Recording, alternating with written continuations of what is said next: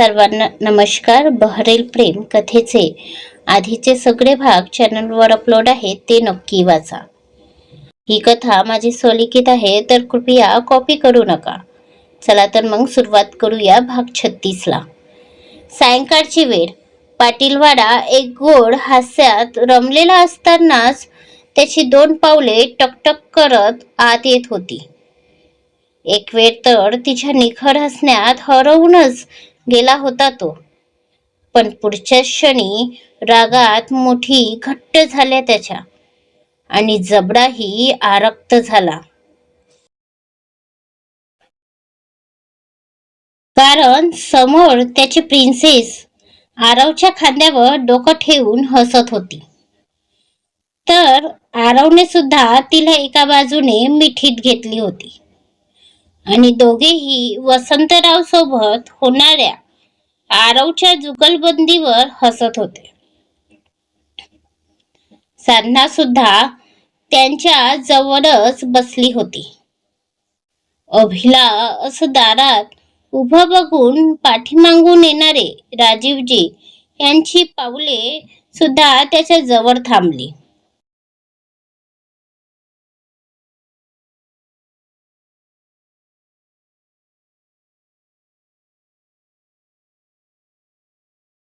आज या राक्षसाला स्वतःच्याच राज्यात प्रवेश करायला इतका वेळ का लागतोय, म्हणून राजीवजी यांनी सुद्धा अभि बघत असलेल्या दिशेने पाहिलं आणि समोर बघून त्यांचे ओठ रुंदावले.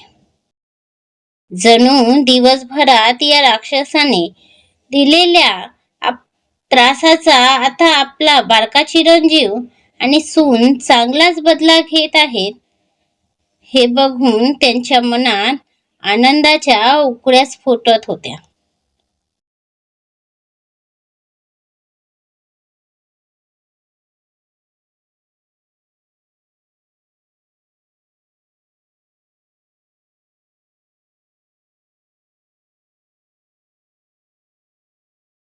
पण आपल्या बाबांच्या उठणाऱ्या त्या नजरा आणि दिमागाचे धावणाऱ्या घोड्यांना ब्रेक लावत अभि तडक आत जाऊ लागला.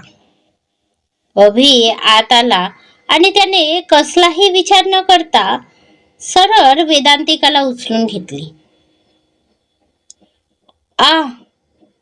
अचानक वर हवेत उचलण्याने वेदांतिकाच्या तोंडून आवाज निघाला. तसे वसंतराव आणि आरव यांच्या माना दचकून वर झाल्या.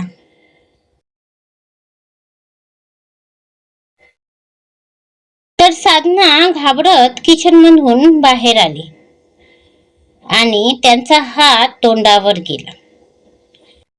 हे सगळं इतक्या लवकर झालं की तिथे असणाऱ्या कुणालाही आता काय झालं हे समजलंच नाही. तो वाऱ्याच्या वेगाने पापणी झपकतच वेदांतिकाला घेऊन तिथून निघून गेला सुद्धा.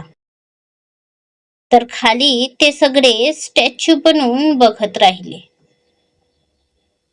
ओवर.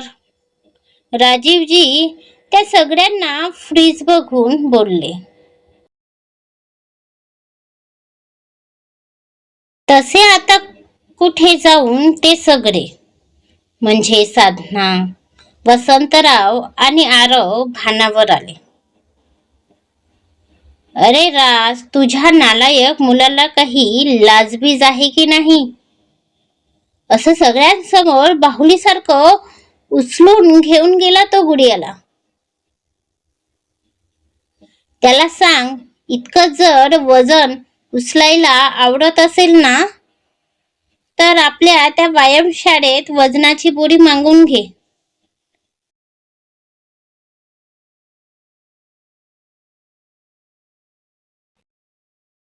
आणि मग उचलत बस म्हणावं हवं तेवढं.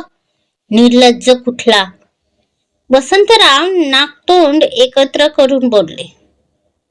तसे आरव आणि साधना त्यांना बघून खुदू हसू लागले. तर राजीवजी मान खाली घालून आपल्या पूजनीय बाबांचे टोमणे ऐकत होते. काय करणार, त्यांच्या अगाऊ आणि राक्षस कार्ट्यामुळे त्यांना नेहमीच आपली मान खाली घालावी लागत होती.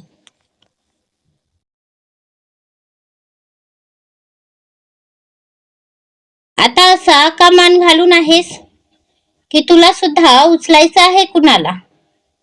वसंतराव बोलले. तसे राजीवजी डोळे मोठे करून त्यांना बघू लागले.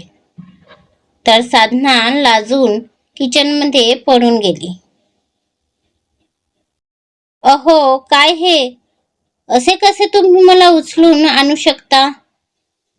इकडे खोलीत पाय ठेवताच वेदांतिकाची बडबड सुरू झाली.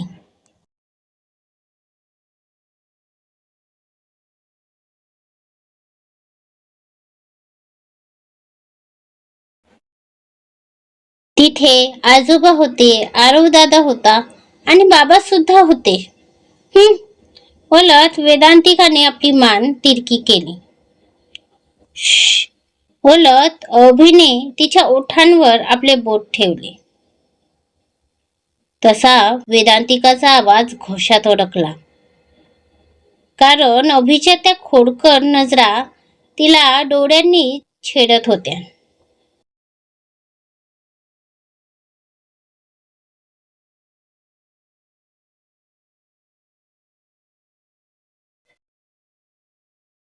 आता गप्प बसायचं. तुझी ही बकबक ऐकून ना माझं डोकं दुखायला आलं आहे. त्यात आज मला तुझ्या हातची कॉफी सुद्धा घेता येणार नाही. म्हणून सांगतो, गप्प राहा, नाहीतर परिणाम खूप वाईट होतील. अभि वेदांतिकाला बेडवर ठेवून बाजूला होत बोलला. का का मी का गप्प राहू? अशी कुठली शिक्षा देणार मला? आज तर मला सुद्धा बघायचंच आहे. वेदांतिका आपल्या हातांची घडी घालत बोलली. तसा अभि तिला डोळे बारीक करून बघू लागला. आता असे का बघत आहात? मला खाणार का? तसही राक्षसाला आणखी दुसरं काम कुठलं येते? वेदांतिका तोंडातच बोलली. कारण कितीही डेअरिंग असली तरी अभिसमोर तिची बोबडीच वळायची.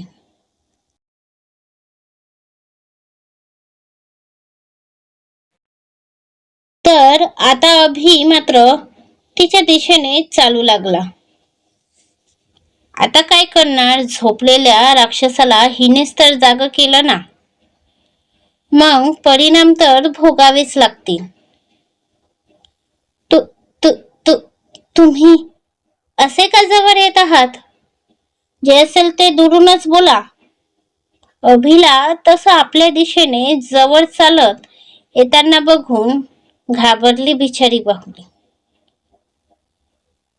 का? आता कुणीतरी खूप थापा मारत होत्या. काय म्हणायचं? निघाली हवा? अभि वेदांतिकाच्या अगदी जवळ, म्हणजे जवळ जवळ तिच्या तोंडावर झुकत बोलला. तर वेदांतिका मागे झुकत होती आणि अशातच तिचा तोल गेला आणि ती बेडवर आडवी झाली. तर अभि जो आता जवळजवळ तिच्या अंगावर असल्यासारखा होता, वेदांतिका पडल्याने त्याचाही तोल गेला आणि तो सुद्धा तसाच तिच्या अंगावर पडला आणि दोघांचेही ओठ एकमेकांना चिपकले. तसे वेदांतिकाचे डोळेच मोठे झाले. तर अभिच्या अंगावर मात्र सरकन काटा आला. हो, वेदांतिका काही बोलणारच की. अभिने पटकन तिचे ओठ आपल्या तोंडात घेत चोखू लागला आणि तिची बोलती बंद करून घेतली.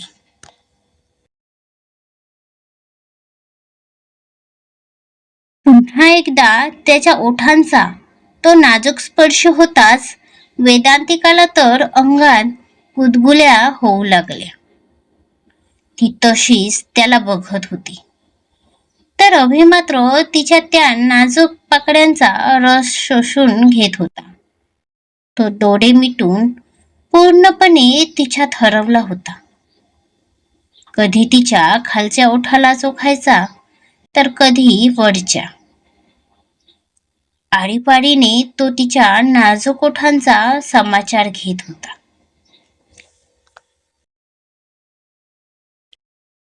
वेदांतिकाने त्याला दूर करायला आपला उजवा हात उचलला आणि ती त्याला खांद्याला धरून बाजूला करण्याचा निष्फळ प्रयत्न करू लागली. पण या नाजूक बाहुलीचे त्या धिप्पाड राक्षसासमोर काही चालणार होते का? त्याच्या समोर तर तिच्या पूर्ण बॉडीचे वजन 1.5 किलो होते. मग हाताचे किती असणार? तुम्हीच अंदाज लावा.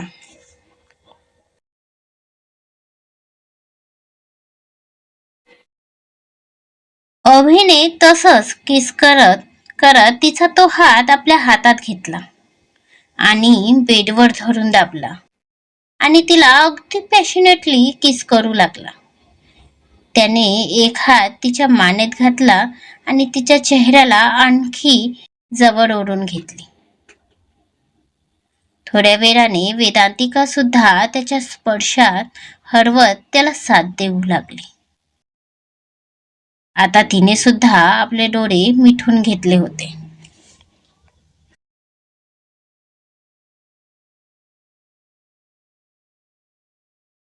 तसा तिचा साथ बघून अभिला आतून आनंद झाला आणि तो पुन्हा पॅशनेटली तिला किस करू लागला. वेदांतिकाचा हात जो थोड्या वेळापूर्वी त्याला बाजूला करायला उठला होता, तोच आता त्याला साथ देत त्याच्यात फिरू लागला. दोघेही एकमेकात हरवले होते आणि त्यांची किस आणखी पुढे जाणार त्या अगोदरच दारावर थाप पडली आणि वेदांतिका भानावर आली. करत ती अभिला थांबवण्याचा प्रयत्न करू लागली, पण तो थांबायचं नाव घेत नव्हता. आणि थांबणारही कसा होता म्हणा. आज या राक्षसाच्या तोंडाला रक्त जे लागलं होतं, मग पूर्ण रस शोषूनच तो दम घेणार होता. तर वेदांतिका मात्र आता घाबरली होती आणि त्याला थांबवत होती. पुन्हा दारावर थाप पडली. अभि, तुझी कॉफी. साधनाचा आवाज आला. तसा आता वेदांतिकाने तो ऐकत नाही म्हणून त्याच्या खांद्यावर जोरात मारायला सुरुवात केली. तसा अभि थोडा चिडला आणि त्याने रागातच वेदांतिकाच्या ओठांवर बाईट केलं आणि तिला सोडले. वेदनेचा तो आवाज बाहेर जाऊ नये म्हणून वेदांतिकाने पटकन आपल्या तोंडावर हात ठेवला. ही तुझी पनिशमेंट, बोलून अभि तिच्यापासून बाजूला झाला.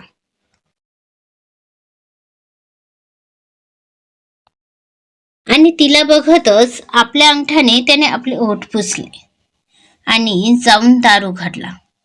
तर वेदांतिका आता लाजून खाली बघत होती. अभि, तुझी कॉफी, बोलत साधना खोलीत आली. मॉम, आताच तर स्वीट घेतलं आहे आणि तू पुन्हा कॉफी घेऊन आलीस. अभि वेदांतिकाला तिरकस बघत म्हणाला. तर वेदांतिकाला तर आता तिच्या या आगाऊ राक्षसाचा रागच येऊ लागला.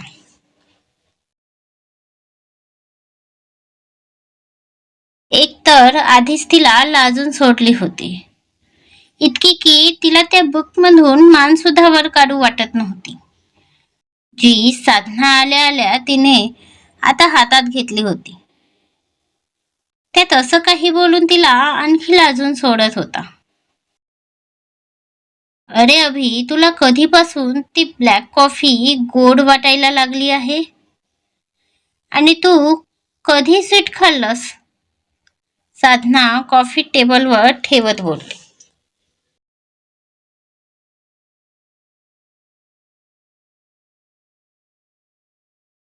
अगं मॉम, आता स्वीट खाल्लं. म्हणजे ऑफिसमधून येत असताना खाल्लं, म्हणून बोललो. बरं, ठीक आहे. आणि ती कॉफी ब्लॅक असली तरी तू किती प्रेमाने बनवून आणतेस ना. मग तुझं लव त्यात मिसळून ती स्वीट होतीस, म्हणून बोललो मी. अभि साधनाला मिठी मारत बोलला. तसा त्यांनी सुद्धा प्रेमाने त्याच्या गालाला हात लावला. बरं, तू फ्रेश हो, येते मी. डिनर सुद्धा करायचं आहे. आता काय करणार? तू तुझ्या बायकोला बेडवरून पाय खाली ठेवू देत नाहीस. तिथे किचन मध्ये कसा येऊ देशील? म्हणून आता मीच जाऊन बघते काय करायचं ते. साधना नाटकी सुरात बोलली. तसं वेदांतिकाला वाईट वाटलं आणि तिचे डोळेच भरून आले, जे तिच्या हलक्याशा हुंदक्यावरून अभिला समजले. मॉम.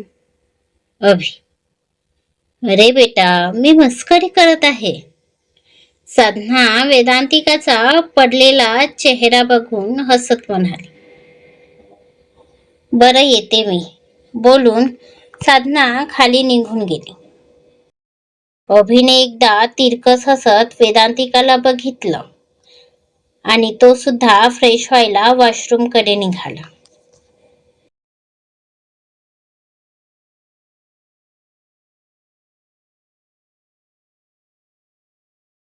तर वेदांतिकाने तसंच चिडून नाकतोंड मुरगटले आणि चिडून बाजूला असलेली उशी त्याच्या दिशेने फेकली.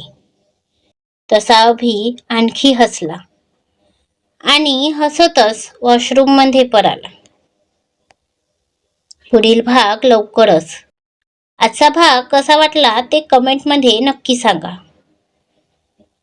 लाईक शेअर करून चॅनलवर सबस्क्राईब करा. असाच सपोर्ट असू द्या. धन्यवाद.